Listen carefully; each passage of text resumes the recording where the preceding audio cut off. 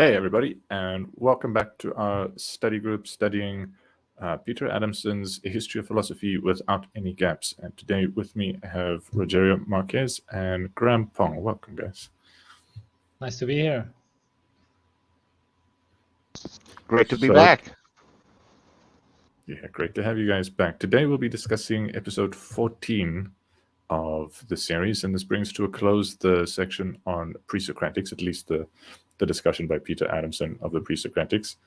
And he closes it with the discussion of the Sophists, a whole long list of them, and very briefly each of them. Trying to go from memory here. So we're going to be discussing Protagoras, Gorgias, Hippias, Prodicus. There we go, that'll help. Euthydemus, Thrasymachus, and Thrasymachus. Thrasymachus. Thrasymachus. Yeah. Excuse my vulgar Greek. Okay, no problem. Perhaps we could attempt to give a little bit of historical context that will help explain this phenomenon of the Sophists. So I'll try to lay the first stone, and then you guys can complement on the historical context, and then we can move on to explain each of these guys. And so we are in the 5th century BCE in the Greek world. The beginning of this century, and this is a very eventful century according to what Peter Adamson mentions, and for good reason. The beginning of the 5th century is marked by the Persian invasion, which started after the revolt by the Ionian colonies and the western seaboard of Turkey.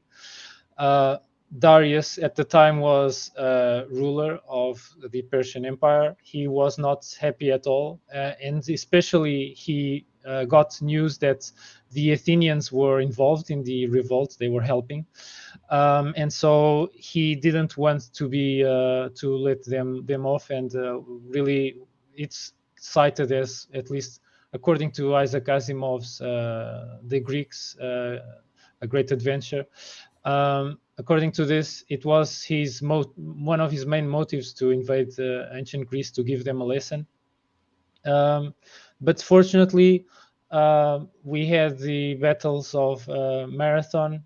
The Spartans, although they died at Thermopylae, they stalled the Persian advance. And then there was the victory at Eurymedon, and several victories, naval victories of the Greeks against the Persians. And so they staved off this great threat, and Athens went on to be the dominant power and in the Greek world. It would dominate the colonies by requesting protection money, basically, in a similar fashion to how mobsters operate more recently. If the colonies or the islands pay Athens, they are on Athenian good side, and they have the benefit of keeping their lives. If not, they will face severe punishment. The mid-century, mid-5th century was marked by the rule of Pericles, who also commissioned the construction of the Parthenon and several improvements to Athens.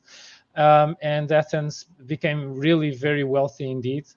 And this wealth only ended when the Spartans were really distraught and frustrated with their powerful neighbor. And so they attacked, and the end of the 5th century was marked by the decline in Athenian power due to the Peloponnesian War, which is basically the war between Athens and its allies and Sparta and its allies. So a mini world war.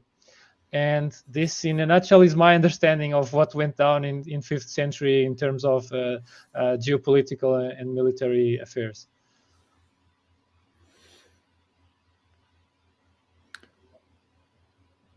Yeah, that's a lot. Graham, you know a lot about history too. You want to anything to add want to about chime in? I was going to sit there and say you knocked it out of the ballpark there, Rogerio. It's it's the Persians coming in from the one side and them being able to stave off the Persians, and then once they were able to do that, then they turned on themselves. And that kind of ties in with the Sophists, because the Sophists sort of turn logic against itself. And again, they're almost the original lawyers, which is something Adamson very much picked up on.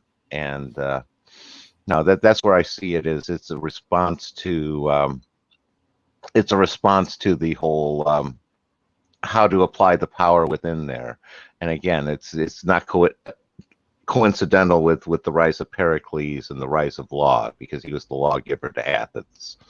And once you have laws, that's when the Sophists are very good about being able to address the words of the law and twist those words into meaning, whatever they can try to twist it to meaning, which is kind of the essence of sophistry. Going to tag on that. If I'm not mistaken, I think Pericles got Protagoras, one of the best-known sophists, to write at least some of the laws, if not many of the, if not all of the laws. I forget. Like he was involved in writing the laws, was he not? It might be not of Athens, but of some colony of Athens. But I'm not sure. I'm not absolutely sure. But he was for sure associated. The two were associated with one another. Besides being associated with the philosopher Anaxagoras, Pericles was also associated with Protagoras. Another point that connects the historical context with this phenomenon of sophists is that two characteristics of Athens. It's the concentration of wealth, but at the same time, the Athenian democracy, which meant that people could argue their way into power, just like Pericles did. Pericles was a really influential guy who did really awesome speeches. He was really convincing to the assembly. And the assembly, I remind, was formed by citizens, which were, of course, male citizens, excluding females, and excluding slaves and metics as well, which are the foreigners. And so this assembly was formed by lot, and the people that were ambitious for power, they needed to convince them to select them as their leaders to perform a term. And so, in a sense, the flavor of Greek democracy is in many levels different from ours, but with the common foundation of there's a big group of people that represent the overall population that are in charge of deciding who makes the shots, who rules. And this is very different from what was going on in Persia. In Persia, it was completely an autocratic rule, very vertical rule, and there wasn't any room for argumentation. People just received orders and carried them out. While in Athens, things could be settled by dispute. And so this created a huge demand for people to learn how to speak effectively and speak more influentially. Thus, sophists came from all corners of the Greek world, as we'll see with the individuals we will see. Yeah. So in terms of these days, lawyers is one comparison. Another comparison would be like people really high up in organizations like Toastmasters or various kinds of debates clubs, where that's still a thing today, where people learn to debate. And one of the things that I think upset Plato about the Sophists were that the mark of true skill would be to argue that the weaker side sounds like the stronger side. And even today, at least in something like debate clubs in the British in the British tradition, it's still a bit of a ideal that one should be able to argue for both sides of a debate, argue persuasively, and maybe got adapted a little bit. That the mark of a great debater is that they can make the opponent's side better than the opponent can make it themselves. So yeah, I think we had a little chat earlier, and the point was there's a lot of the ideas and a lot of the techniques still around very much today, but maybe even more influential today than it was back then. Yeah, with some differences. They have acquired more techniques and more technology. No, definitely. I was going to say that was how I was taught debate in high school, where they announced a single subject at the beginning of the year. And when you went into the debate, there was a coin flip, and you didn't know before the coin flip which side you were going to argue, the for or against. And the other one that I see is kind of a, Francois mentioned Plato. I see a correlation with Aristotle and his formalization of logic, and basically, because what the Sophists are doing is they're using more of traditional rhetoric, where it's the pathos and ethos applies too, and it's kind of like Aristotle just tried to reduce it to logos with his logic, and saying all of that other stuff shouldn't necessarily apply because it's distracting from the truth. Gonna tag on that. Yeah, so one of the Sophists, I forget exactly which one, was also skilled at doing the same kind of thing that Zeno and Empedocles did, which was actually to use, almost want to say, false logos, of like false logic, to produce complicated false proofs. They don't exactly sound, but it's difficult. Like it's like software with a code that's difficult to, with a bug that's difficult to spot. So you look at it and it looks right, but there's a bug in the argument, in the logic there somewhere, and the conclusions are hard to swallow. Yeah, maybe we can also, at the end, I think we will touch on the fallacies that Aristotle described, which might shed some light on that as well. But if you guys are okay, we can just look at the Sophists, how the Sophists compare with philosophers broadly, and then check out each one of these guys, so we can get a sense of how they are each individually characterized. So I think we will benefit from one thing, if only from one thing in this session, is we will see that there are different Sophists. They aren't just a homogeneous bag of sophistry. Each of them has their individual characteristics.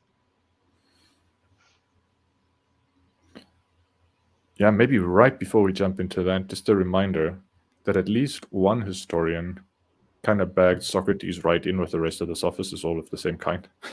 So Plato was really keen to make a distinction between Socrates and the other Sophists, but not everybody saw it the way Plato did.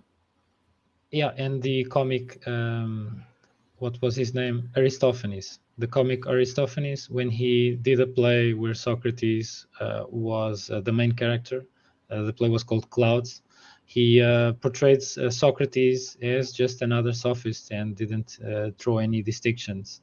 And so it was a play that ended up probably tarnishing Socrates' image by conflating him with other sophists, and more than that, other kinds of slander by portraying him as impious, as questioning the official state gods and whatnot. But that's a tangent. So if you guys, when you guys want, we can move on. Okay. I'm ready to go to Protagoras. Let's hit it.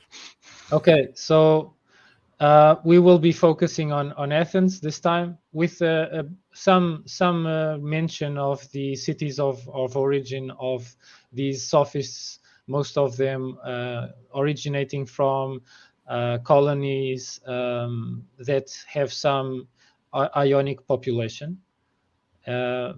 And so there's a clear connection between the Ionian tradition and some of these Sophists, while others come from the Italian side. And so here are our guys.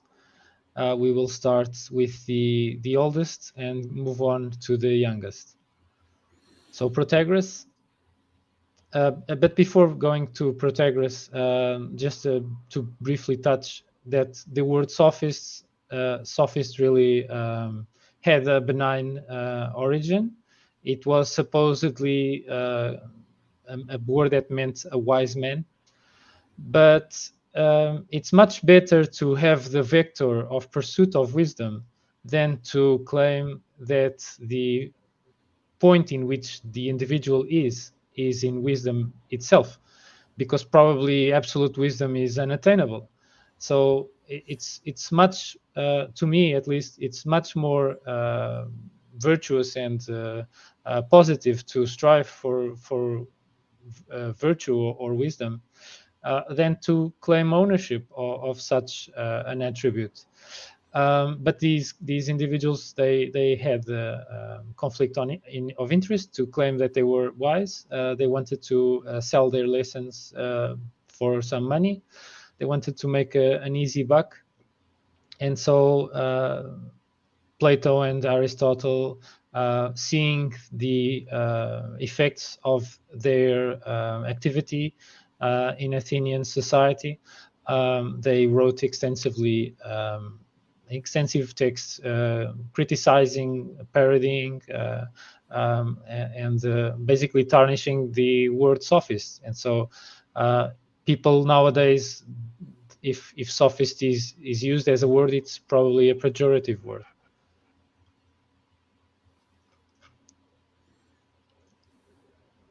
And to follow this, if you guys want to comment, please feel free. After this, we can see a brief comparison between sophists and philosophers, but feel free if you guys want to comment on this.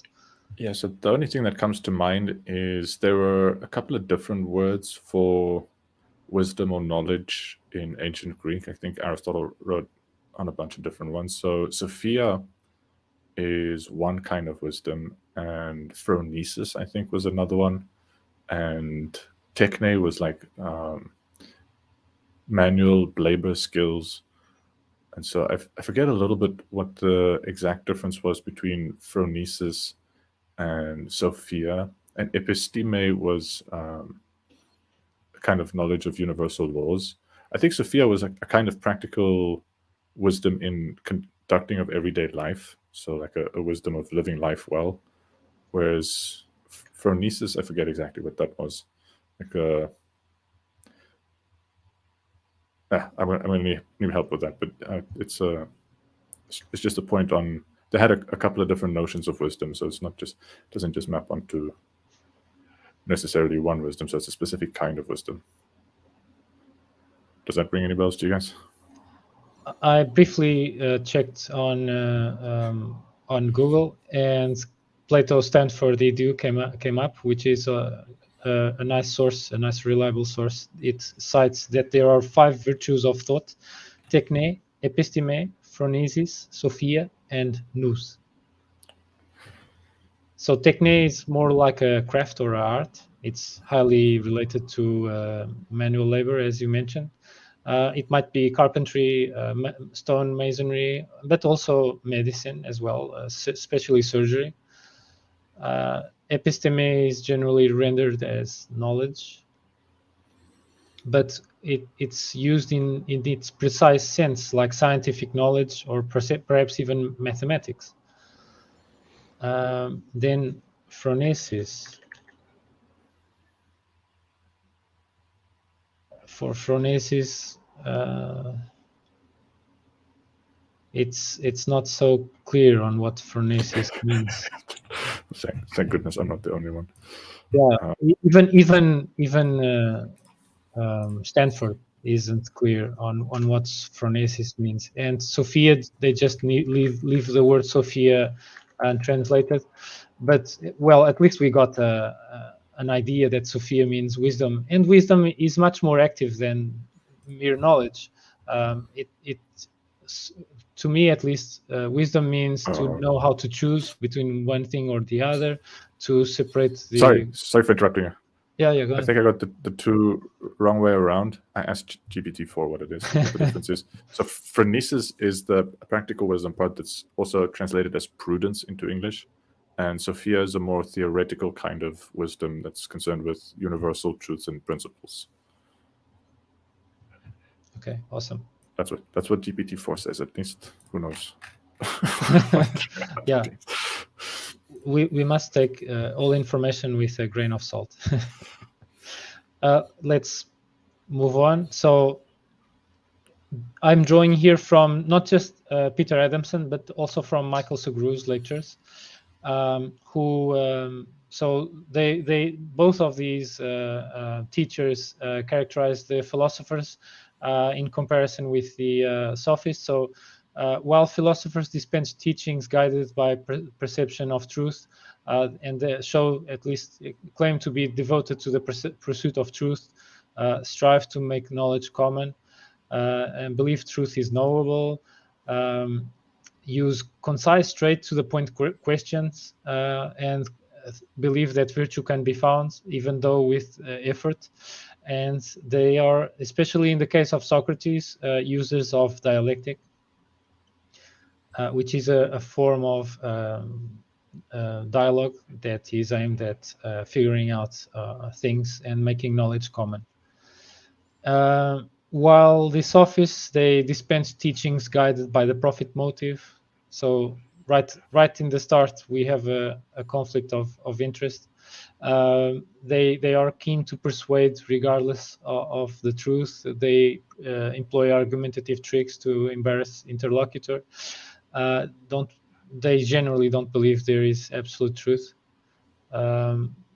Many of them engage in long-winded mythopoetical speeches. So instead of going straight to their argument, they like to fabricate a nice story to justify their positions, at least in the representation that Plato does of these Sophists. So since some of these sources are through Plato, of course, it might be a caricature.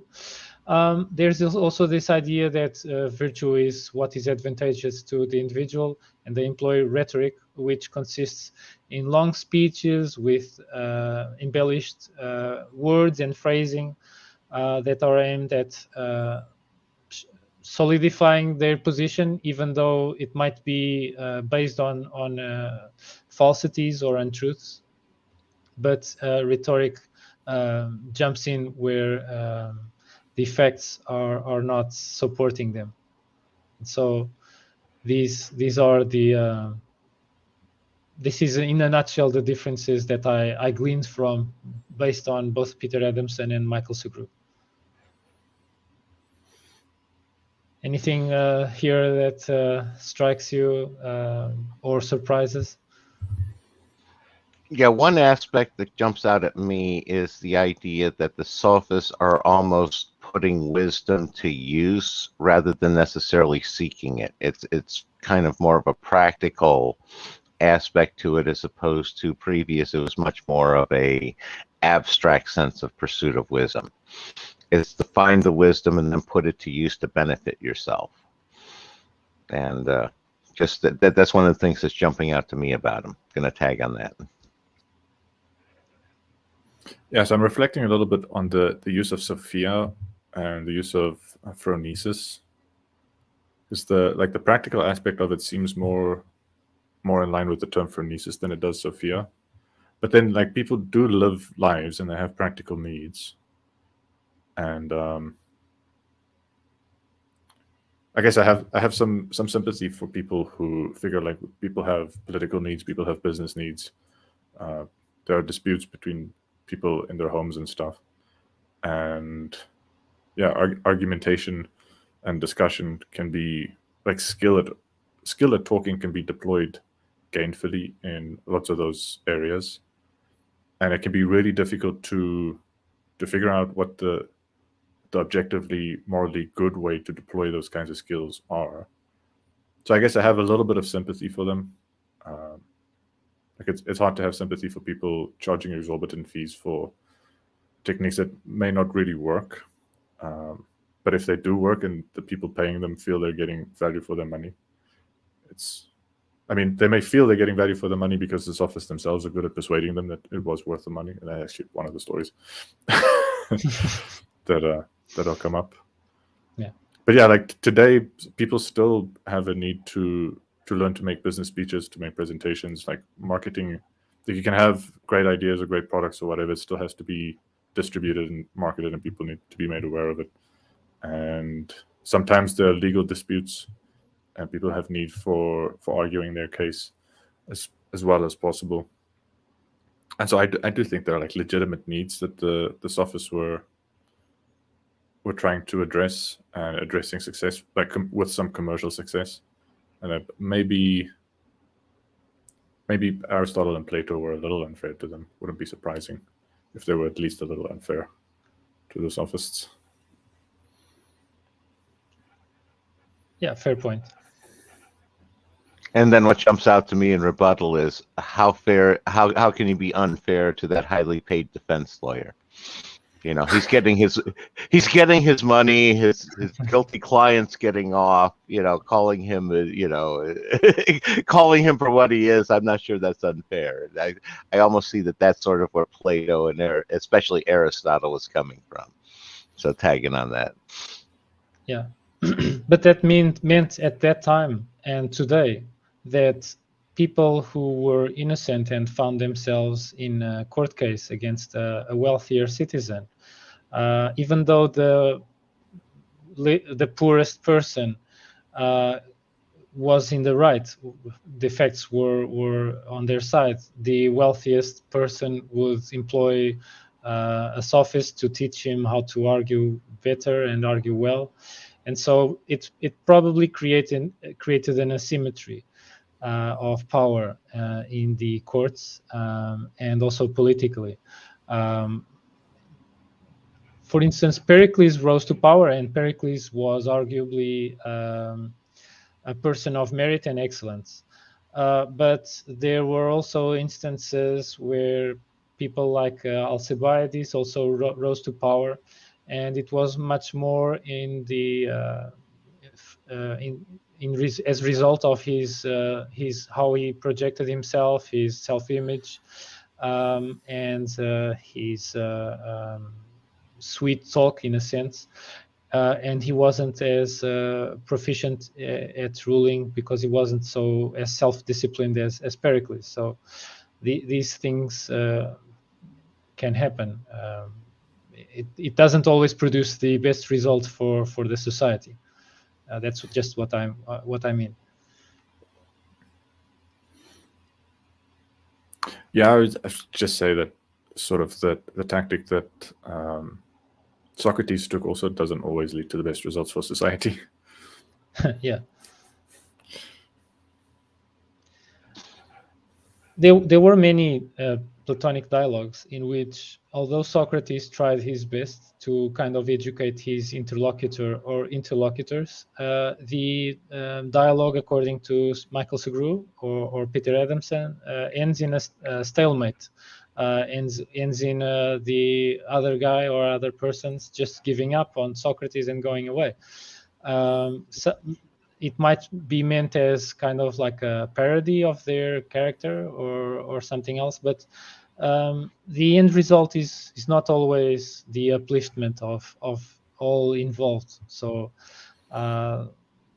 even the Socratic dialogue, the Socratic method wasn't 100% reliable, or it didn't work always. And well, the sophists also employed their techniques, and sometimes would work, sometimes wouldn't. But if you guys would like, we can move to our first subject. Let's line the sophists up and take care of them. Yep. Let's. So the first one is Protagoras. He comes from Thrace, but he's not a Thracian. He was a descendant of Ionian refugees. So there's this Ionian tradition here. They probably fled when the Ionian revolt and Persian oppression was happening. So he pioneered moral relativism, which is something that still today probably causes nightmares to people like Peter Adamson, as I've as it came out through his words. He was also at least one of the first to analyze the Greek language carefully, work out the grammar rules. And Peter Adamson himself seemed to contradict himself when talking about Protagoras. In one part of his content, he said that Protagoras received a high fee for his services, but that he also accepted as payment whatever students felt the tuition was worth. And so it's one thing is certain, he charged for his services and probably was getting a lot of money because probably his clients were the upper classes of Athens. And he even claimed to teach virtue. His career was long in Athens, 40 years, and also even the surrounding cities. However, our perspective of him is probably distorted by Plato's caricature of him. He even was found to spun a myth claiming that everyone partakes of virtue receives virtue from the gods as they dispensed virtue or justice equally. And so that's how he justified why we punish people from falling short from being virtuous, while we don't punish people from not knowing all of us knowing medicine, for instance. He also claimed to teach how to be more virtuous than people are by nature. So, and he, according to Isaac Asimov's rendition of the Greeks, he publicly questioned whether the gods really existed or not, and was exiled. And then, in his way to Sicily, I think he shipwrecked and died at sea. So this is then, in the nutshell, Protagoras, the first sophist. Famous for his quote, "Man is the measure of all things," as a Yep. very sort of pithy summary of his moral relativism. Actually, it's more general relativism, so not just moral relativism. In a sense, there is some truth here that we can draw from our current understanding of how people's sensory systems work and how our nervous systems work. We don't all use the same nervous system or the same senses.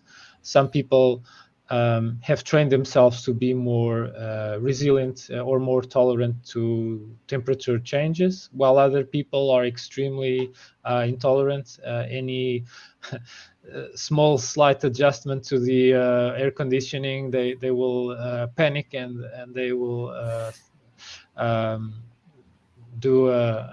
they will change the setting relentlessly until it is to their liking, while other people, as I stated, they just don't care whether it's just half a degree up or lower. So in a sense, he's kind of right, but these kind of needs that people have of being extremely in very comfortable or controlled situations is something that is subject to change, because it can be trained. We can train ourselves to have less of these kinds of superfluous needs, in a sense, or wants. Maybe they aren't exactly needs, but so to give credit to him, he's right, but it's something that we are not fated to be like for our entire lives. We can train ourselves to move from this kind of being really kind of like snowflakes or plants grown in a greenhouse, and we can be a bit more tolerant, a bit more resilient, but it takes training, it takes hard work. So not everyone is willing to go what we could call the Heraclean route, which later would be termed more like the Stoic route. Yeah, Go ahead, Graham. Yeah, I was going to say one aspect that I'm picking up here is he's very much, again, that whole philosopher leapfrog sort of concept. He's following in the steps of Hippocrates in bringing the wisdom to the common man, where Hippocrates was doing it in with health and that aspect. Now Protagoras is bringing to it in more of the abstract wisdom concept, where it can be used in order for virtue and to guide society and things like that. Just sort of seeing it as the next step. It's like Hippocrates opened the door, and now Protagoras is stepping through, and it almost seems like he's doing it on its first step, and it's later that it kind of gets twisted out of distortion by money. Again, money will tend to distort everything. So, tagging out.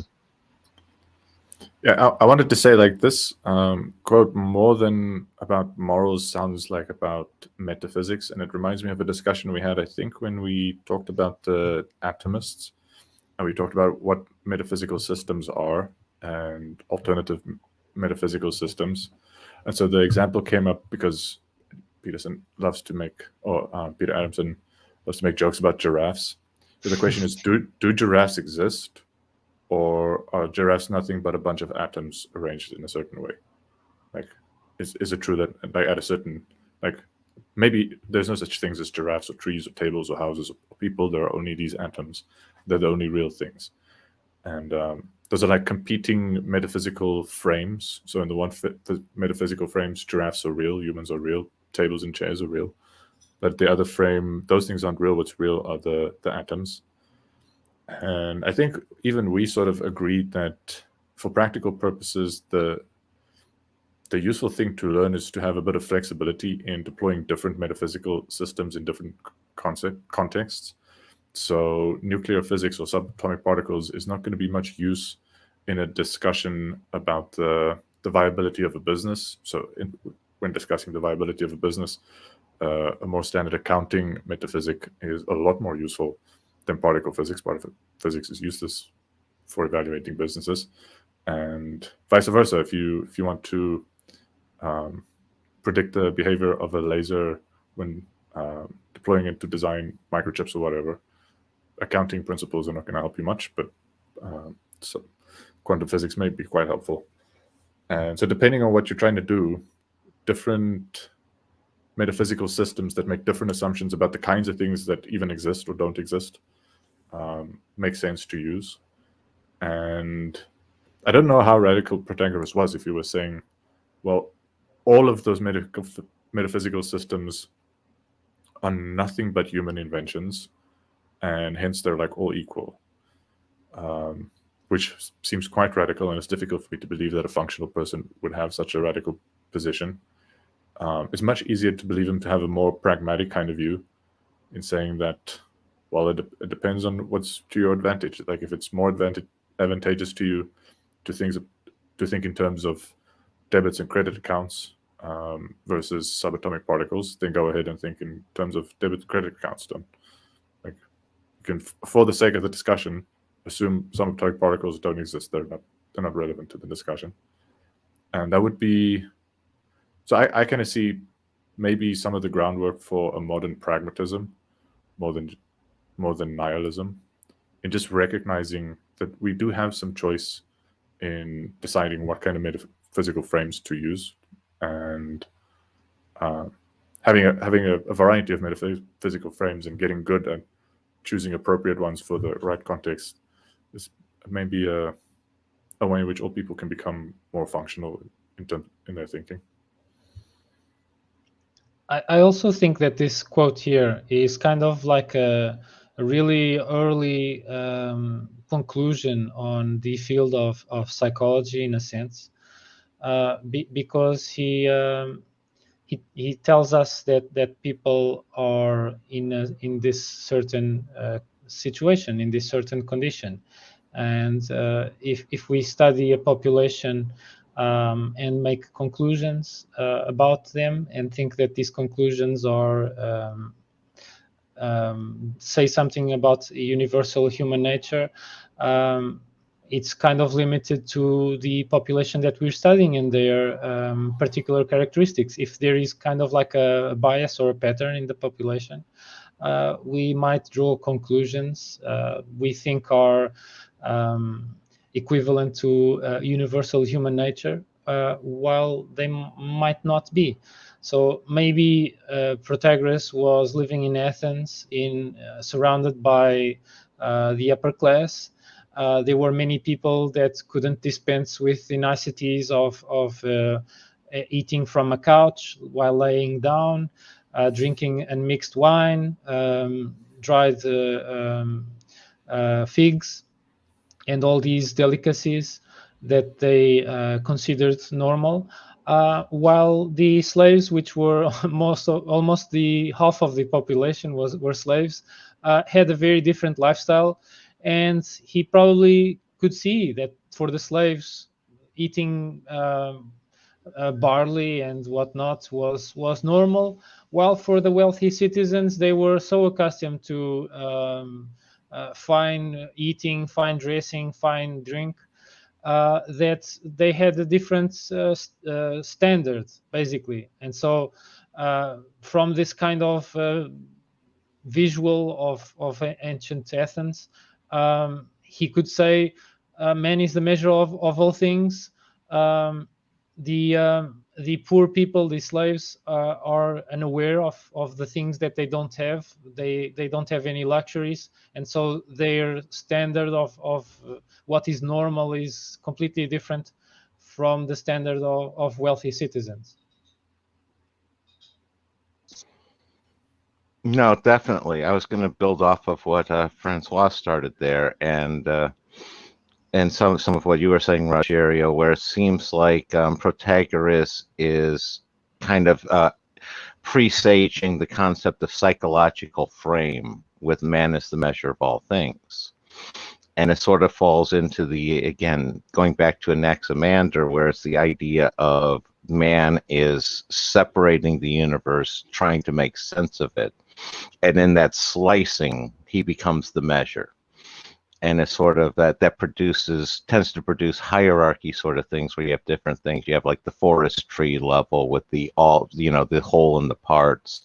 And then you have things like the map and territory conundrum relationship, where it's the map is not the same as the territory. It's a reduced basically distillation, where you're extracting some of the essence, and it's depending on how you extract the essence of it, you're going to have something that's useful to you, but it's not the same as the original territory. And I'm seeing that Protagoras is sort of hitting around those ideas there. Tagging. Yeah, that's really interesting. I was reading Margaret Bowden's History of Cognitive Science recently, and even in artificial intelligence, the frame problem, there are actually a couple of different problems that go under the same name. But this problem of how to divide the world into potentially relevant causes to consider when planning is a problem that even to this day, there's no objective correct answer. And trying to automate it is intractable so far. Like people haven't found a method by which to find the one universal correct way to divide the world up into parts, and to divide those parts up into causal relations. And so reasoning and planning systems get baked in with a way to frame things, and that frame could be really problematic, or it can be really helpful depending on the nature of the problem. And so yeah, that's still problematic over like about 2,500 years later. I would argue that we are too attached to our impression of the physical world, which is always filtered through our senses and the nervous system. So we never have a direct access to the physical world. While also we kind of don't give credit to the metaphysical systems by which we figure out the world, and also we might use as tools, as you mentioned previously, to to figure out different problems in different fields of expertise.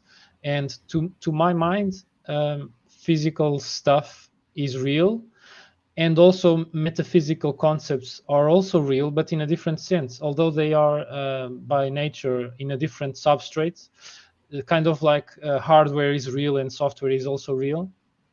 But I don't think that we could argue that metaphysical systems don't exist at all, because they really have a causal relationship with what happens in the world.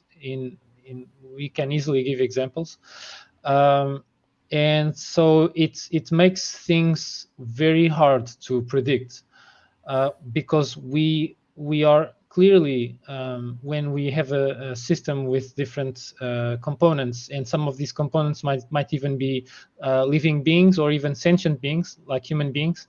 And so we can go from a complicated system like billiard balls to a complex system that includes beings with biology and nervous systems and cognition, and while we can predict with fair accuracy what goes on when something is striking a billiard ball and the other balls are also involved in a pool table, but in an organization, for instance, when we are trying to piece out what people, how to evaluate different people in relation to the perspective of others, we find ourselves in a very big conundrum, because the amount of connections between people rises exponentially with the amount of people in an organization. And so things start to become really, really different to keep track of when faced with these so-called complex systems, as opposed to just complicated systems. Yeah, what pops into my head there is Parmenides solved all that problem. It's all the monad. You're just trying to overcomplicate it. Tagging. So following this, I brought also to share with you guys a little pop cultural reference that might amuse you. That was inspired by what I heard about on Protagoras. So as Peter Adamson said, that if Protagoras could make your life seem better to you, then would you really care whether there was anything real behind the seeming? Protagoras was willing to bet his fee that you wouldn't. And so this immediately reminded me of the movie Matrix, which is very well renowned by being a movie infused with philosophical concepts. And so when this character called Cypher backstabs or betrays the humans by siding with the machines, so he could continue to be plugged into the Matrix, and even though his body would be connected to a power plant of the machines, these disgusting power plants filled with their body fluids and whatnot. And so he was represented in a scene when he says, while in the Matrix, while negotiating with an agent of the machines, saying, "I know this stake doesn't exist. Ignorance is bliss." And so this strikes me as the substrate on which Sophists like Protagoras would thrive, even though we are not sure if deliberately or not. They would thrive on people's ignorance of what is of ethics and virtue, by teaching them manipulative techniques that they possibly could use for good or for ill, but they would be kind of focused on whether or not their life is better in their perception or not. And so this connects to this idea of, okay, this other there's this other anecdote that Peter Adamson relayed, but feel free to comment on this concept before moving on. Yeah, so there's something, like, even though I've been quite kind to Protagoras, that sits uneasy with me about this. And I'm thinking about some conversations I've had about different ways to regulate emotion, and like just I'm going to speak very generally, but there are like many ways in which people frame the world in things, or even just outright lie to themselves in a way that makes them feel better because it makes them feel better, and without regard to an external reality unrelated to their feelings about it.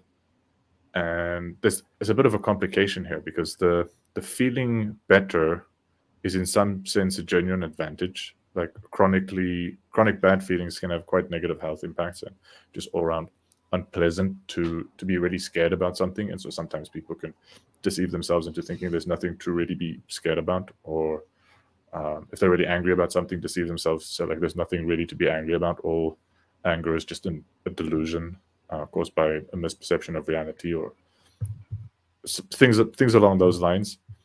And yet there's a world that seems at least to exist independently of how people feel about it.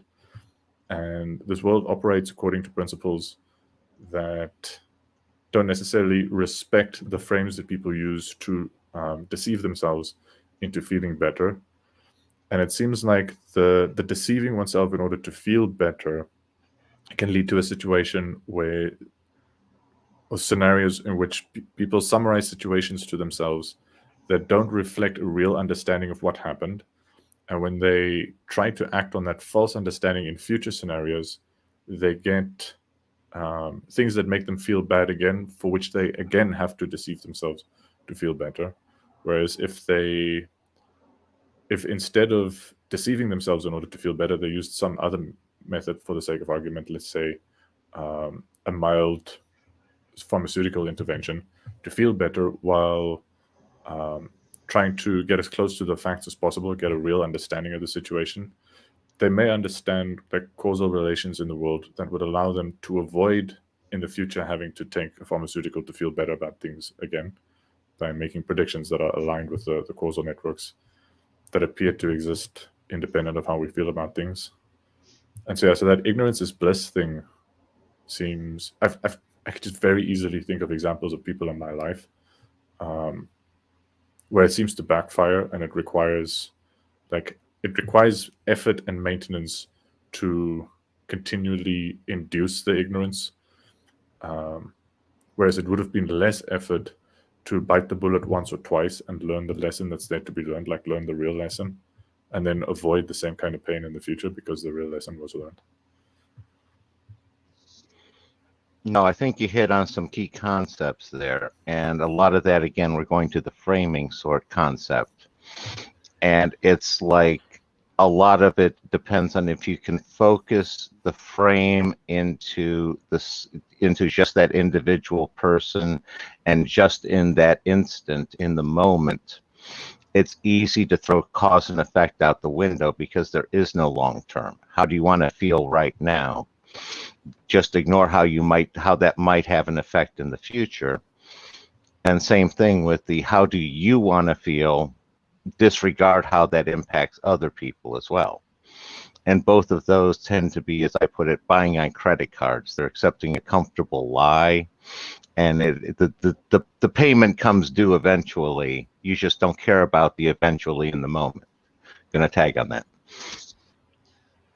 I would try to tackle this situation by building on what you both said, which is people can't kind of solve their minds instantaneously. It takes time. And it correlates, I think, with how the neurons reinforce their connections and whatnot. And this is not a quick process. It takes time, it takes reinforcement. And it correlates with the mind either becoming more brittle and more easy more prone to frustration, anger, rage, and other so-called undesirable or negative states or negative emotions, and to go towards the more desirable status of resilience, tolerance, even anti-fragility, it takes time and takes some self-knowledge, takes some understanding of what's going on to figure out what triggers the so-called negative emotions. And I don't think it can be a quick process. People like quick fixes nowadays, as you've mentioned, Nerdalium. People use drugs, not just for physical ailments, but also for mental ailments. Even for mental ailments that aren't so severe, they are quick to go to benzodiazepines and whatnot. This is not to say that there are severe situations that the person's well-being and life would depends on their taking some psychoactive drug. But people kind of skip the possibility of using, for instance, philosophical aphorisms like from Buddhism, Stoicism, Sufism, that kind of seem as people tend to describe them as soul nurturing, as uplifting, as giving people a vista into their kind of second wind. And so I think that people can view themselves not as a fixed entity that is deemed to failure or whatnot, or has these vulnerabilities or these weak points, but people can work on themselves, but they need to have patience. They need to be kind on themselves and to kind of assume the position of being more like the garden of their minds, and not just be the consumer of the output of their minds.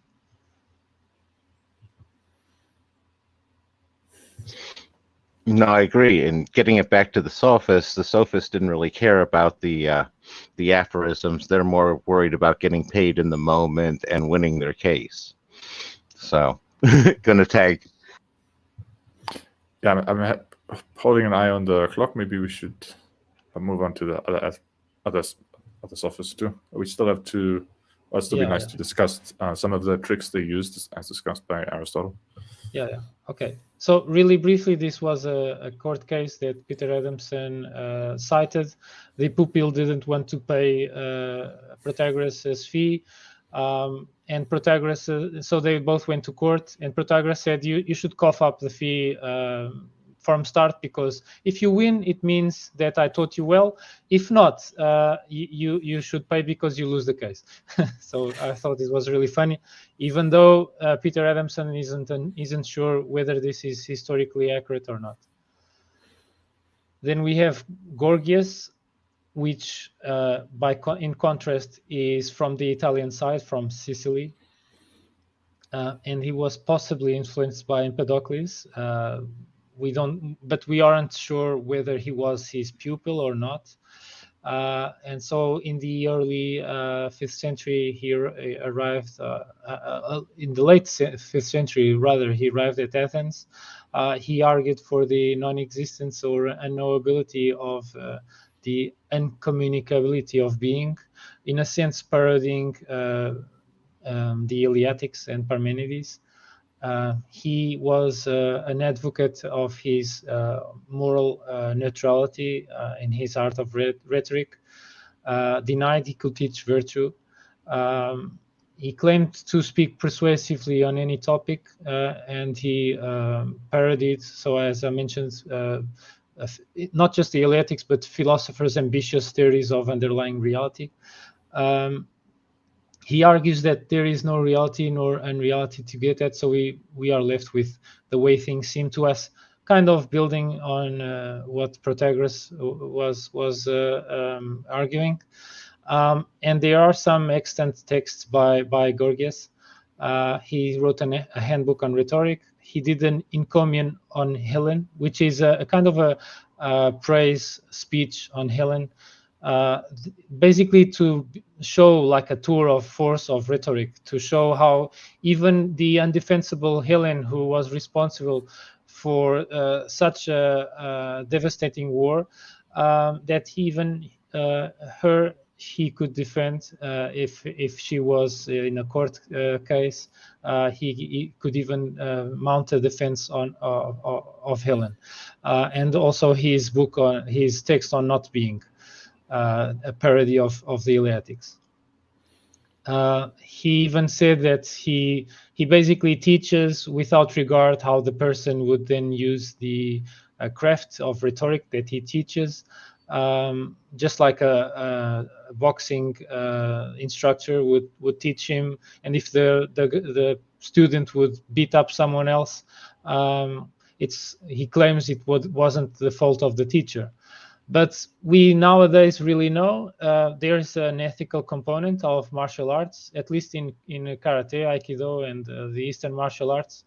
And as I've known from people that train in different martial arts, the instructors and masters, at least the good ones, they stress and are keen to stress that this art is only for use in dojos, in rings, in competitions, for self-defense only as last resort, really last resort.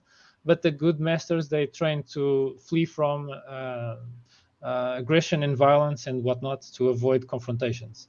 And so he was Gorgias. In contrast, he really didn't care. Yeah, so it seems somewhat plausible to argue that the teaching the skill is not the same as being responsible for the abuses of the student makes of the skill. But yeah, the thing you say about even in martial arts, the teachers can be expected to impart moral principles to their students. And I think even in that case, we'd hold the teachers responsible for at least trying to teach their students the moral principles of the martial arts. If they did their best and they try to teach their students well, and then the students still get themselves in trouble, we don't lock up the martial arts teachers. There's sort of just a basic amount of due diligence. And I think in the case of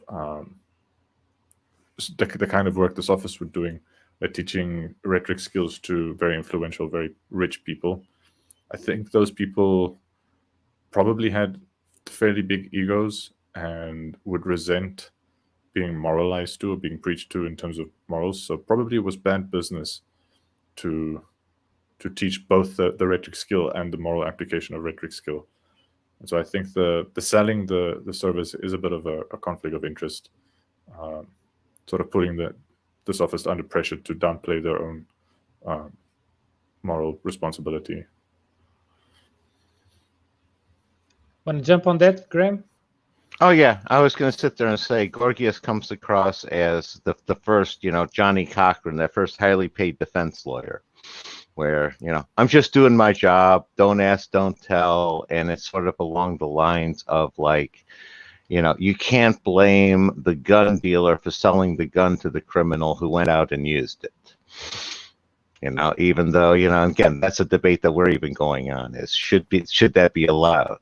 So, Gorgias was definitely opening up a can of worms that we're still wrestling with here. Yeah. Tagging. This reminded me of two examples in later history. Socrates teaching Alcibiades.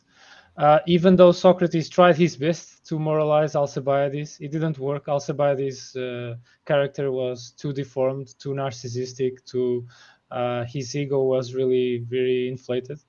And so Alcibiades ended up doing some mischief in his life that contributed to the Sicilian expedition, which was extremely ruinous for Athens.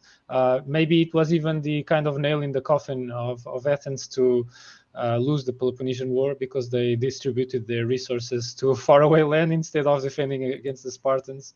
It was foolish. And in the Roman world, Nero's mother hired Seneca to teach her son. And Seneca was hired to teach him rhetoric and teach him how to rule and laws and whatnot, not to teach him ethics, the Stoic ethics and whatnot. Even though Seneca really tried his best, he couldn't do anything as well. Nero was as a kind of a soul or a mind already too deformed, too full of himself, too egocentric, too narcissistic, for even a relatively wise person like Seneca to do anything with him. Probably also it really matters to get the pupils at a young age, because I think although character can be worked on after adulthood, I think it's really where the main magic can happen is at an early age. And so these kinds of examples show, even though teachers of wisdom try their best, they can't moralize. So I've had an amusing thought about why it can be so difficult to teach character development to adults who have, say, personality disorders of various kinds, or are just vicious in one way or another. I think with children, let me start with, I think what's necessary for that kind of character development is to learn emotional associations that can really only be learned by experiencing the emotions, and those emotional experiences are often quite negative. So I think with little children,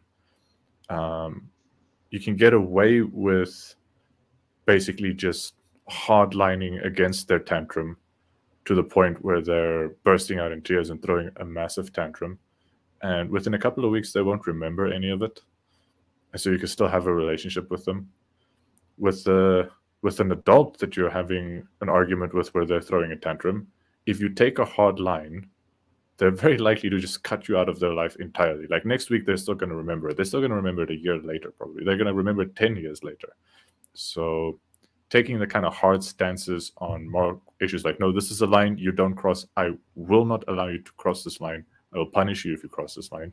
If you do that to adults, especially in the concept of, in the context of friendships or voluntary relations, adults are just likely to walk away. Just be like, this is never going to work. Whereas children are kind of dependent, so they can't really walk away, and their memories are trash, so they're going to forget the whole experience pretty quickly. But they don't forget the emotional association, so they kind of learn, oh, I don't do that because bad emotions follow when I do that. And it's a very instinctive thing that happens at an unconscious level, whereas if that unconscious level processing is problematic in adults, very difficult to address. Not impossible, but very difficult. Want to comment, Graham, before we move on? Yeah, I was actually, I hate to do it, but I'm going to be at least a little bit of a Nero apologist here, where one, we know that the history, he got the official damnation on him, so we know the official history makes him look worse than he ever possibly was. The other one is Seneca actually did a pretty good job. I forget who the other one was. Seneca and another person, I want to say it was the head of the Praetorian Guard or something, did a good job of keeping Nero in line for the beginning of his reign as emperor. And where things went bad, again, his mother was so domineering and overpowering, and that's where it went wrong, is basically Nero ended up, killing his mother and the whole rebellion against his mother. And that's kind of where Seneca had the falling out, because Seneca was both the moralizing, controlling sense, but he was also a symbol of the mother. So when Nero decided to get rid of his mother, he also decided to get rid of Seneca. And then any sort of progress Seneca made, went out the window at the same time. So again, it's a little more nuanced and complicated than just Nero was a total psycho. He was only a partial psycho. Tag.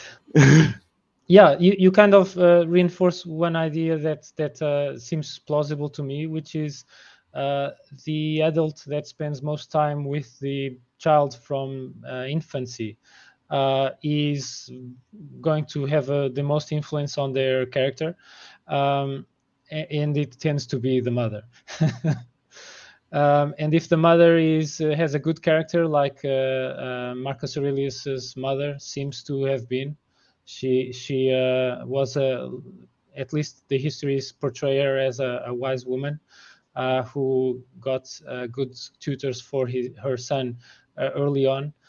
While Nero's mother, she didn't come off as a really nice person. So and it's correlates with what you relate here with basically Nero eventually becoming so fed up, throwing such a huge tantrum that he ordered his mother to be assassinated. Yeah, but moving on. Let's move on with this Sicilian guy. So he also would praise the power of speech, especially when using rhetoric. Speech is a powerful master and achieves the most divine feats with the smallest and least evident body. It can stop fear, relieve pain, create joy, and increase pity.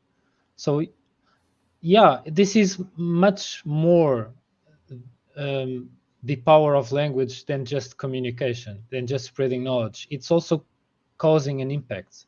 When a really rousing speech is masterfully written and then excellently executed, it can turn the course of a history. It can dictate that a battle will be won by that army instead of lost. And so I can agree with what he's saying here. Yeah, it's a cool quote on the power of speech.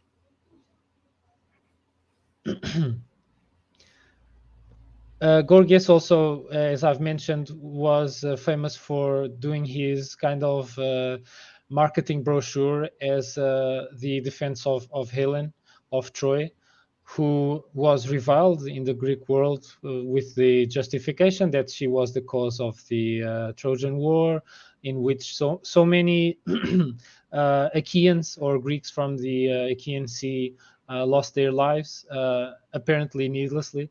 And so he kind of justifies that she couldn't be blamed on the grounds that eros, or love, being used by a goddess, Aphrodite, was what manipulated her. And so how could a human being, a limited human being, be able to resist a goddess, basically?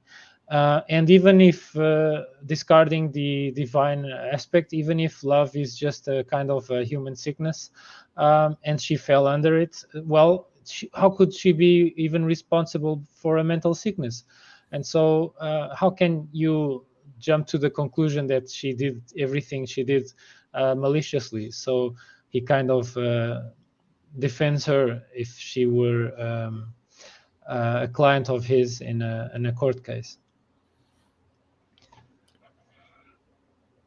Interesting tact. I do think I'm not an expert on law, but like vaguely I recall people talking about at least getting milder sentences for crimes of passion, and mental illness is a fairly common defense in court these days too.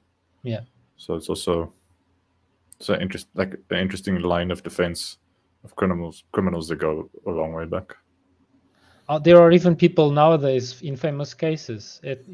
I'm remembering some cases here in Portugal with corrupt business people or corrupt politicians that end up claiming that they are mentally disabled or something like that, when of course they were not, because they could execute speeches and their work, which is very intellectually demanding, very, very well. And so they just try to get off the hook by claiming that they are inimputable by being having some mental problem. They even bribe a doctor or something like that to officialize this claim.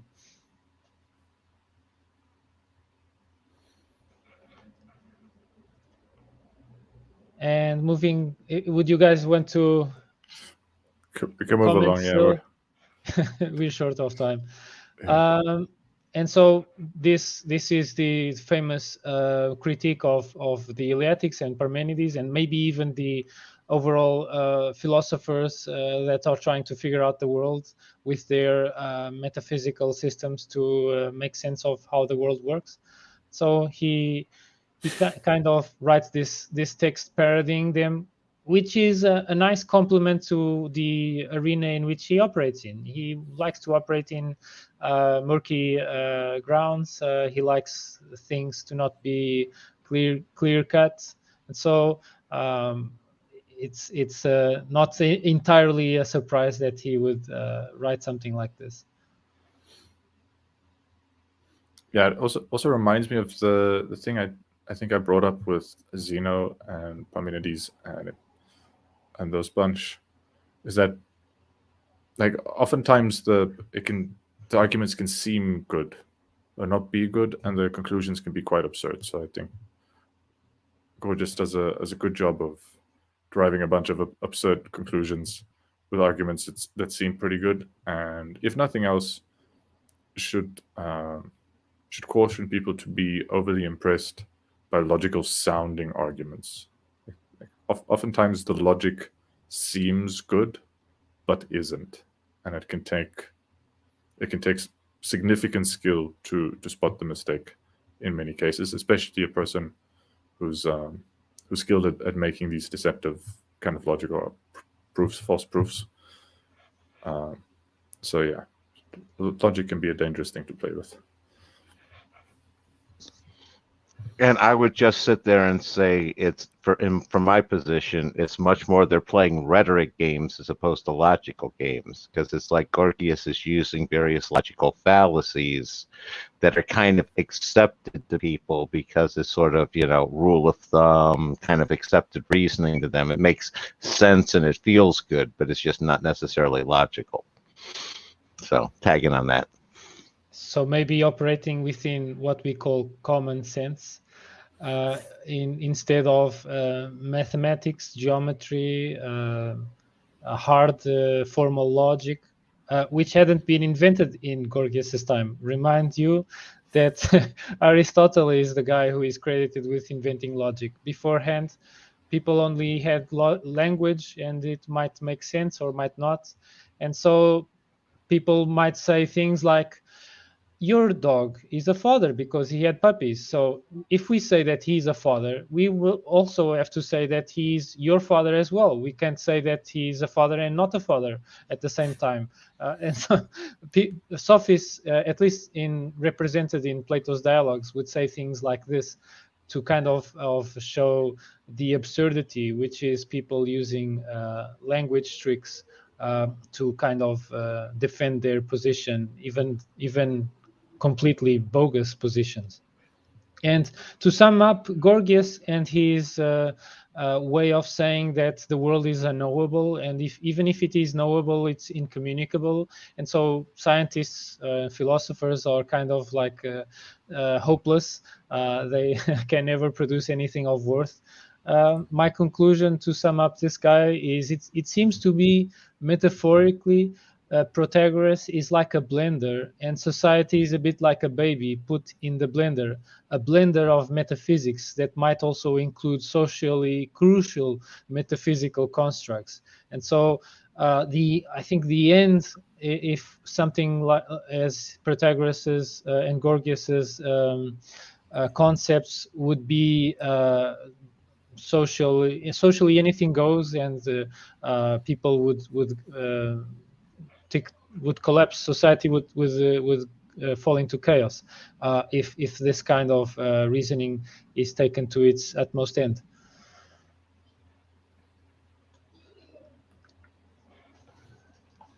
Yeah. So only thing I have to maybe add to the distinction between rhetoric and logic.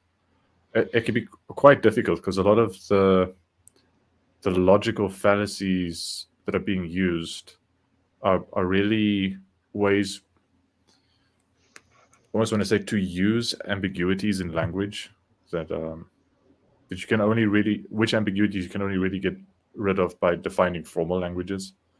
And the formal languages, well, for solving those kinds of problems, were only invented like thousands of years later. So, like maybe more than the distinction between rhetoric and logic, something like bad logic versus good logic was sometimes the case. So someone would use something that clearly has the structure of a logical argument. So they're not appealing to emotions, and they're not appealing to ethos or like virtue or the laws of the city. They're making something that looks like a logical argument, but it's a bad, unsound logical argument. And it can just be sometimes very difficult to see why it's bad logic, because getting logic right took humanity like significant effort and very vast expanses of time, of research effort to do. No, I agree. I was going to break down Gorgias's syllogism there with with that dog is your father. Is this basically the logic goes, that is your dog, that dog is a father, therefore that is your father. Yeah, it's kind of like a syllogism, basically. Yeah. But the connections, if we aren't paying attention, the connections are really shaky, because we can't just pick up a property of being like a dog, being a father, and kind of universalize that attribute to the entirety of being.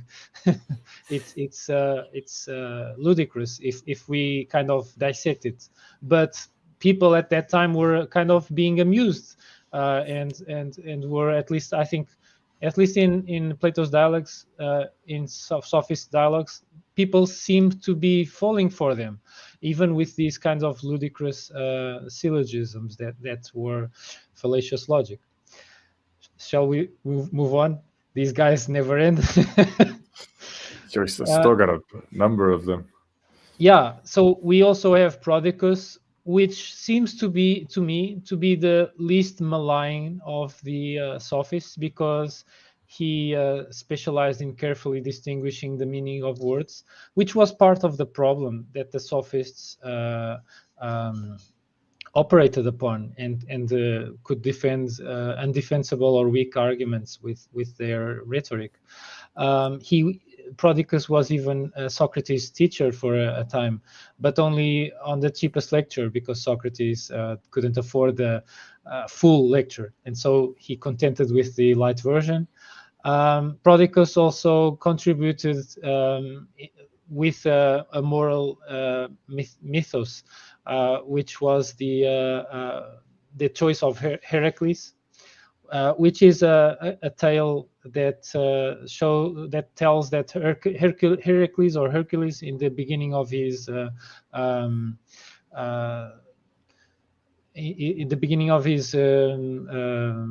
career as a hero, he had the choice between two goddesses, virtue and vice, and he resisted the temptations of vice and chose virtue, even though it would cost him a lot of rough years in his life.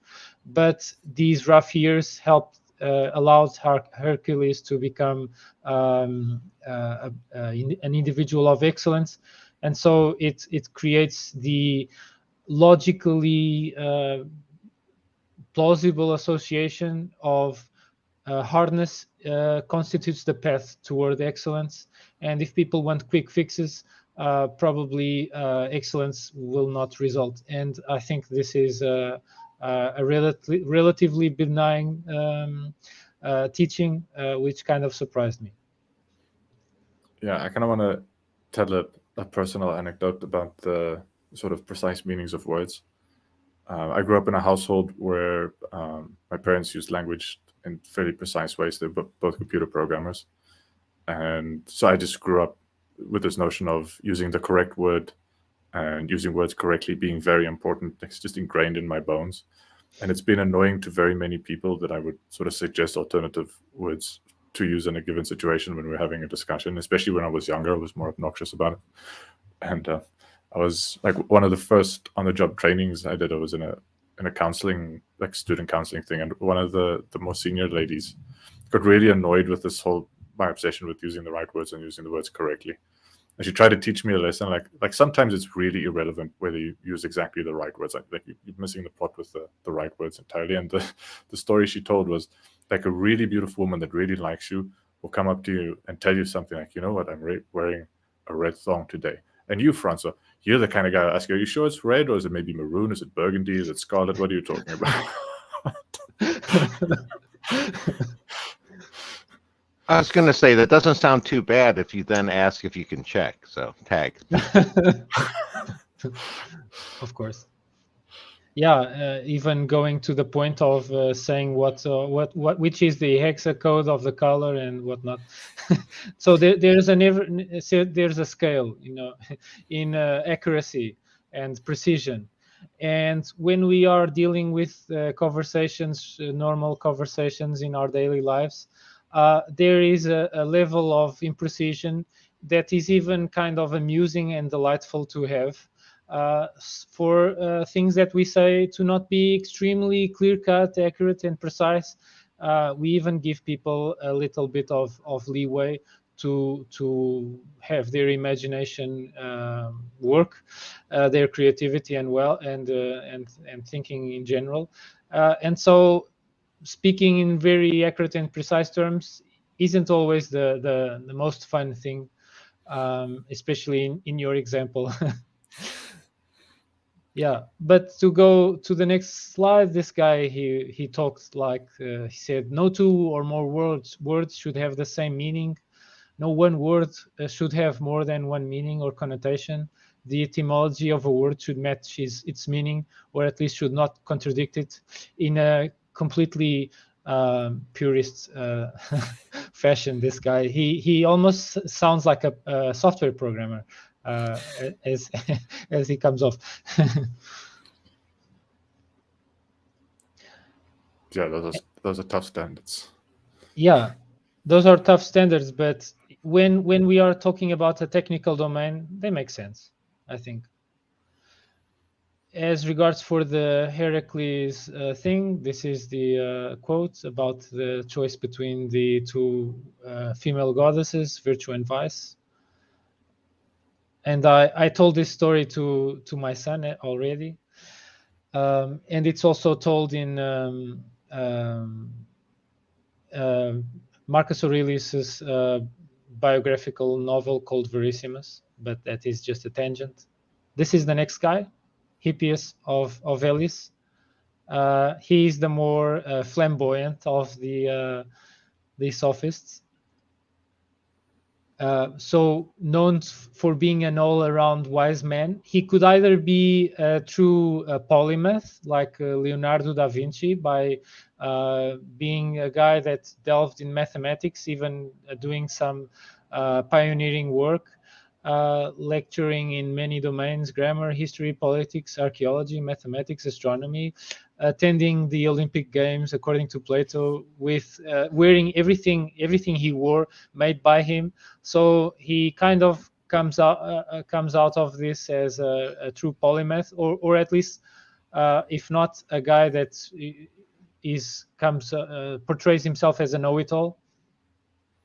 He claims to be expert in all human wisdom, but Plato represents him ignoring deliberately bogus speech by Socrates because he was too eagerly focused on construing his own long-winded speech.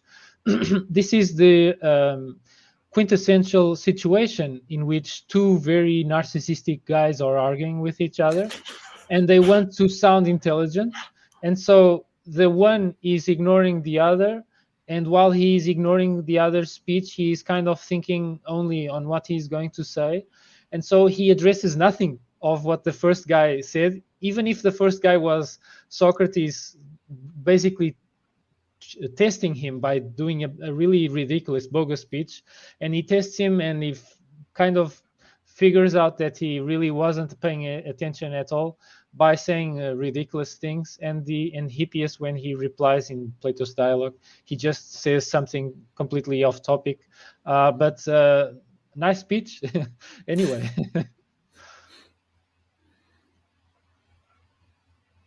But he also said things. Maybe if that's true, if it was like lousy and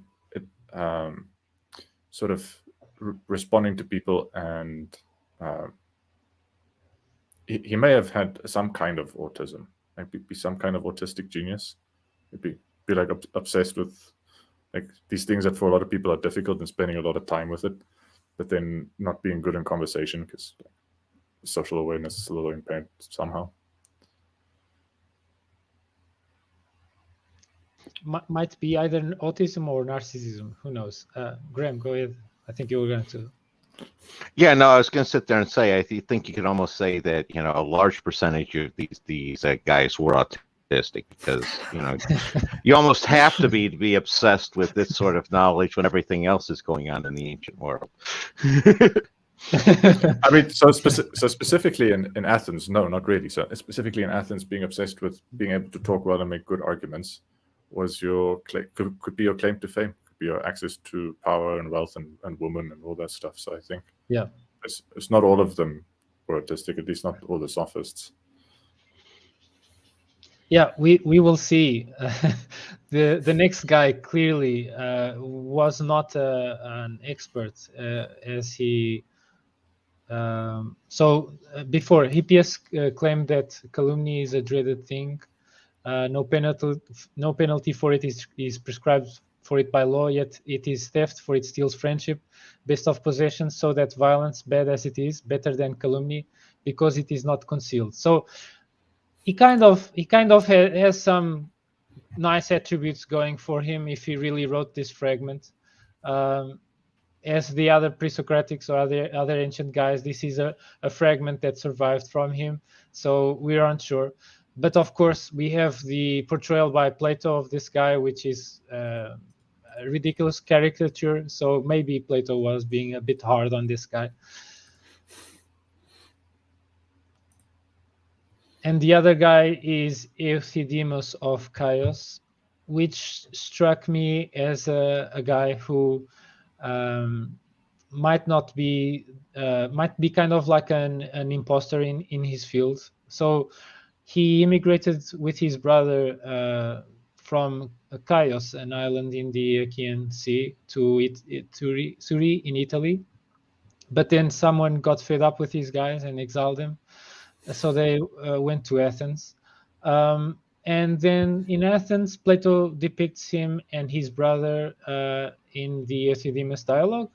And he says, Michael Sogru, in his lecture on this dialogue, says that Euthydemus and Dionysiodorus, respectively, half-wit and nitwit Sophists, who have come to Athens to teach for money, they formally taught military skills. So they are kind of out of their water. Plato makes a point here that the Sophists and their heuristic methods of exploiting linguistic and philosophical ambiguity. We will also see that the use of the brothers embodies the idea of self-contradiction. So he even took advantage of them being brothers by contradicting each other, by being kind of like a divided brain. The Sophist ultimately contradicts himself, kind of thing. And so it's what, at least according to Michael Sogru, it's the Euthydemus is one of the most ridiculous dialogues, more hilarious dialogues. Basically Socrates confronting these two half and nitwit guys that are kind of money grabbers. They realize that military training in this time of peace between the Persian and the Peloponnesian War wasn't really paying their vices or their bills either way, and they jumped into the most profitable market that they found in Athens, which was sophistry.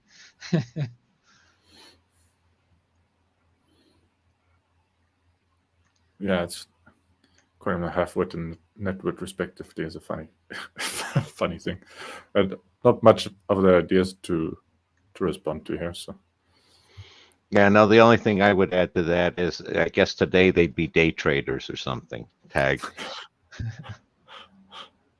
Shout out to all the Bitcoin traders.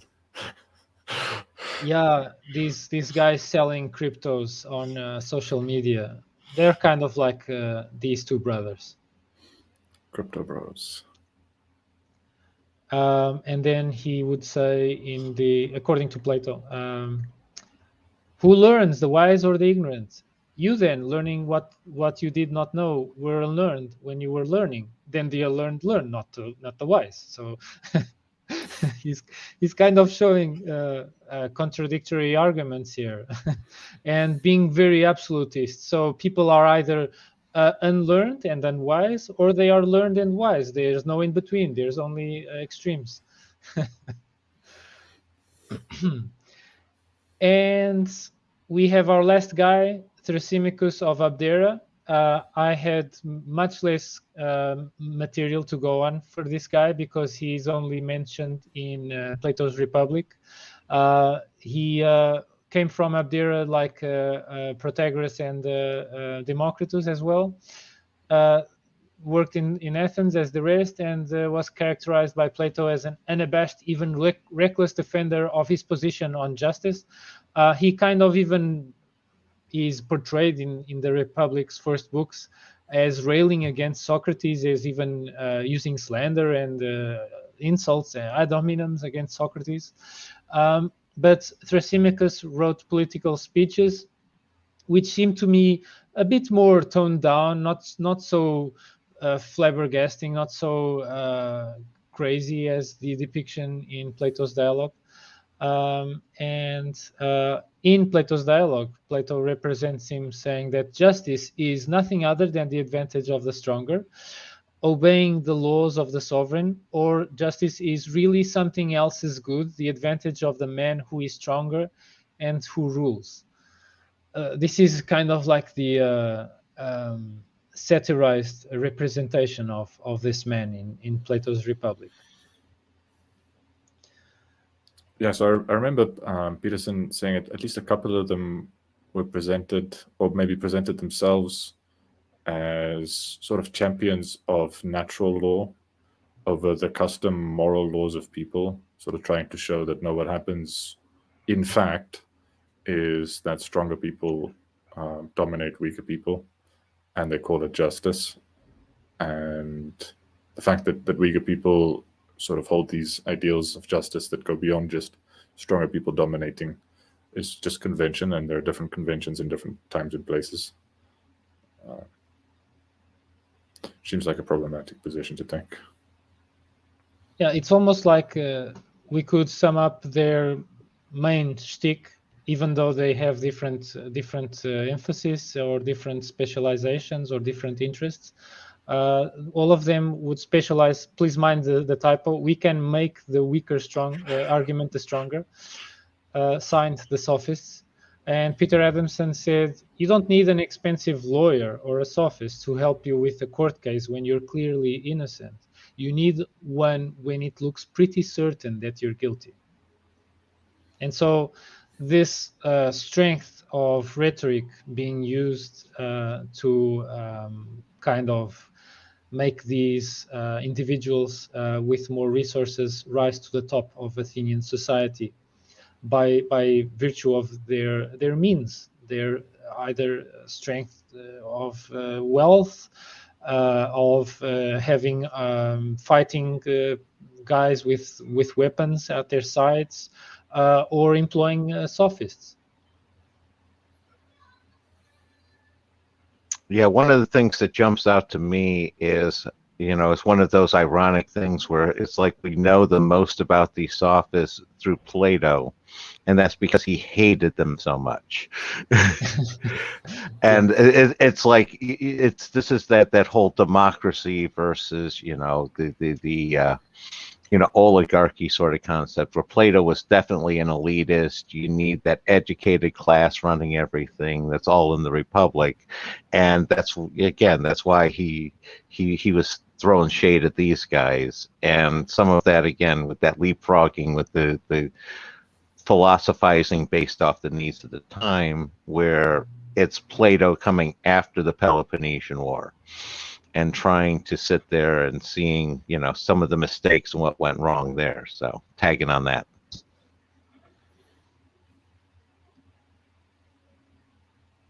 They also kind of hated each other. They were rivals after all. These guys, they were competing for the same market, and at least in Plato's dialogues, they are seen kind of fighting with each other.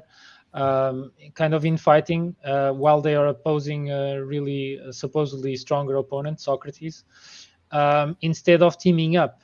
And so Plato kind of represents them as fighting with each other. Even one of them, even the individual sophists, contradicting themselves. And so at least the Platonic representation of these guys clearly wasn't a nice one. Plato went really hard on these guys. Yeah, well, so if Socrates was just one of the sophists, then Plato clearly had his favorite. I wanted to promote his favorite sophist over the others. Yeah, Michael Sugru actually goes really hard on praising Socrates at least as a character of Plato, and distinguishing him very clearly from how the sophists operate. So, as mentioned in the beginning, Socrates preferred to state very short, pointed questions, blunt questions, while the sophists tried to use ambiguous language, long-winded speeches full of rhetoric, logical fallacies, etc. And if Socrates used these speeches, it was just as a means to show that they weren't paying attention, or just to show the pointlessness of engaging in literary commentary or something like that, to try to as a pointless activity to try to find some absolute truth. So Yeah, also, but there's an important qualification there. Like that's Socrates as a character in Plato's dialogues, and it's also the sophists as characters in Plato's yeah. dialogues. So it's just I think one of the things Peter Adamson says is we can hardly expect Plato to give us the straight truth about what the sophists really think, as much as we can expect Shakespeare to give us the straight truth about the English kings that came before him.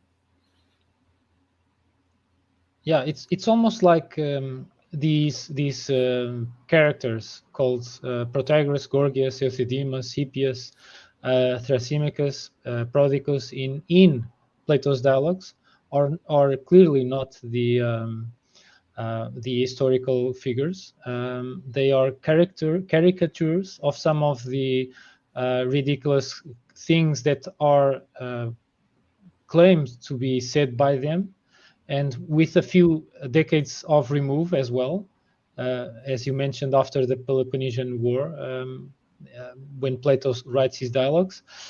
And also, Plato, I think, wants to tarnish their image by being partly or fully responsible for the problems that arose, like the Peloponnesian War and the loss of Athens, the utter defeat of Athens, and also the many other things that happened in the meantime, like Socrates being convicted of crimes punished by him drinking the hemlock with a death sentence. And so Plato wasn't happy with these guys, and that at the same time Plato was a literary genius. A literary genius, and I want to point out, like, it's still Plato might have been doing at least some, probably at least some of, but maybe quite a lot of what today is still a very popular tactic for making a name for oneself, is to go after people who have a reputation for being some kind of expert or some kind of wise, and basically restating their argument in the form of a straw man. So, like, Plato is writing their arguments in Plato's dialogues. That these are not these are not their own books. It's not their own platform. So restating them and turning their arguments into straw man arguments, and then tearing the straw man to shreds, and then basically, in this case, maybe Plato not making himself look like the smart guy, but making Socrates look like the smart guy by showing up these supposedly smart guys for how dumb they are, supposedly, according to Plato. And there's a lot of that going on with like philosophers who have some esteem in some courts being misrepresented and then criticized for how stupid and ridiculous they are, or experts in some field being misrepresented and criticized for how stupid they are, as a way for the person doing the criticism to bolster themselves as, you know, those really smart guys, I'm even smarter than them. I'm smart enough to show you how stupid those really smart guys are. So yes. I was going to say what jumped out there is it kind of says you're kind of saying like Plato was the Fox News of his day. Where you take the events, you make it up your own spin on it, and then you criticize that spin as being, you know, what the other guy actually thinks of it, and then you criticize that. So, yep. Yeah. The formula never ends. Yeah, and this possibility isn't implausible, because at least when I was researching this material, I really found these fragments by this speech by Thrasymachus that was more or less toned down. It was more or less reasonable, and it wasn't so outrageous like how he is portrayed in the book 1 and 2 of the Republic. He is really a kind of like a comical character there. He even is portrayed as blushing after Socrates refutes him. And so these are really comical representations, kind of like Plato's way of getting back at the Athenian society, laughing, making Socrates out of a laughing stock out of Socrates with the clouds by Aristophanes. And so he also made a kind of like a laughing stock out of these guys. While it seems to me that even if moral relativism is ultimately probably wrong, even if nihilism, as some of these guys seem to lead to, it will be meaningless and won't uplift our lives.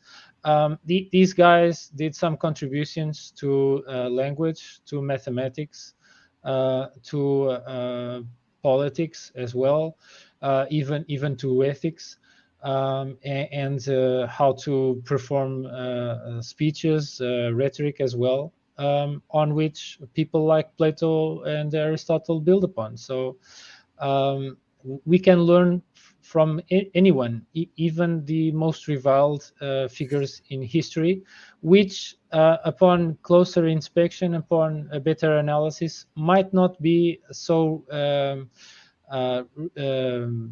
condemning or so tarnished as their portrayals by others might be. Yeah. Well said.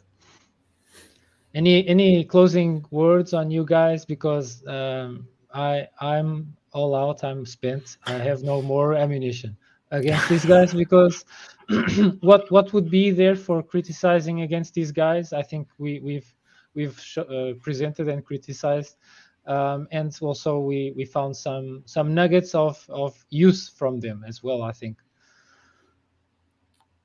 Yeah, I have nothing further to say. Just thank you to you guys for joining again. Like I said, I really appreciate the study group and really like going through this material with you guys.